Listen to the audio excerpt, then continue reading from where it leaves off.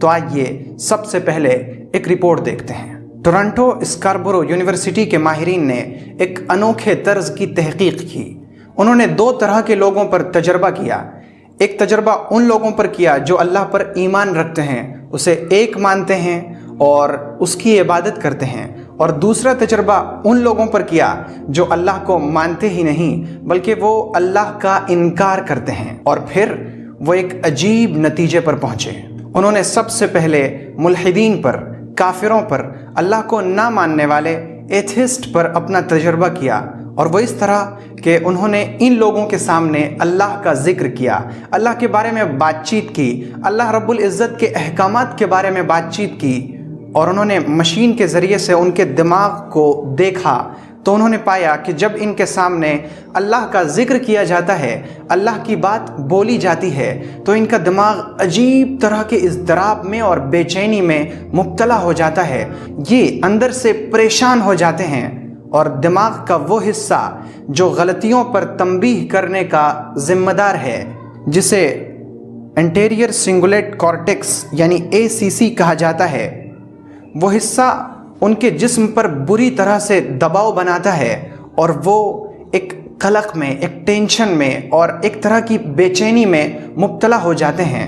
گویا اللہ کا ذکر سن کر ملحدین اور اللہ کو نہ ماننے والے، اللہ کا انکار کرنے والے بے چینی میں مبتلا ہو جاتے ہیں، لیکن جیسے ہی ان کے سامنے اللہ کے علاوہ کسی اور کا تذکرہ کیا جاتا ہے تو پھر وہ خوش ہو جاتے ہیں۔ اگر آپ کو اس تحقیق پر، اس تجربے پر، اس ریسرچ پر حیرت ہو رہی ہے تو آپ حیرت مت کیجئے، آپ تعجب مت کیجئے، کیونکہ یہ وہ چیز ہے جس کا پردہ تو قرآن پاک نے آج سے 1400 سال پہلے ہی ہٹا دیا تھا، اس طرح وَإِذَا ذُكِرَ اللَّهُ وَحْدَهُ اشْمَأَزَّتْ قُلُوبُ الَّذِينَ لَا يُؤْمِنُونَ بِالْآخِرَةِ وَإِذَا ذُكِرَ الَّذِينَ مِن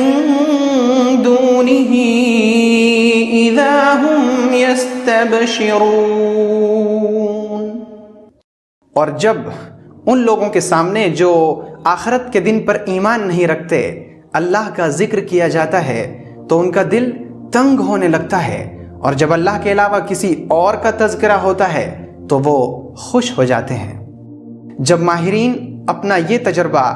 ملحدین پر، کافروں پر اور اللہ کو نہ ماننے والے ایتھیسٹ پر کر لیا تو پھر انہوں نے دوسرا تجربہ ان لوگوں پر کیا جو اللہ پر ایمان رکھتے ہیں، جو اللہ کو اپنا رب مانتے ہیں۔ انہوں نے جب ان لوگوں کے سامنے اللہ کا تذکرہ کیا اور ان کے دماغ کو بھی مشینوں کے ذریعے دیکھا تو انہوں نے پایا کہ جب ایمان والوں کے سامنے اللہ کا تذکرہ کیا جاتا ہے، اللہ کی بات سنائی جاتی ہے تو ان کا دل مطمئن ہو جاتا ہے، ان کا دماغ پرسکون ہو جاتا ہے۔ اور اگر یہ لوگ کسی طرح کی ٹینشن میں مبتلا بھی ہوتے ہیں تو اللہ کا ذکر سنتے وقت ان کی ٹینشن ختم ہونے لگتی ہے اور اپنے دل میں وہ سکون محسوس کرتے ہیں۔ اور مجھے یقین ہے کہ آپ کو اس تجربے پر تو حیرت بالکل بھی نہیں ہو رہی ہوگی، کیونکہ اللہ تعالیٰ نے تو اس کی خبر پہلے ہی دے دی تھی۔ الذین آمنوا وتطمئن قلوبهم بذکر اللہ الا بذکر اللہ تطمئن القلوب۔ جو لوگ اللہ پر ایمان لائے ہیں ان کے دل اللہ کے ذکر سے مطمئن ہوتے ہیں۔ خبردار، اللہ کے ذکر سے ہی تو دل کو اطمینان حاصل ہوتا ہے۔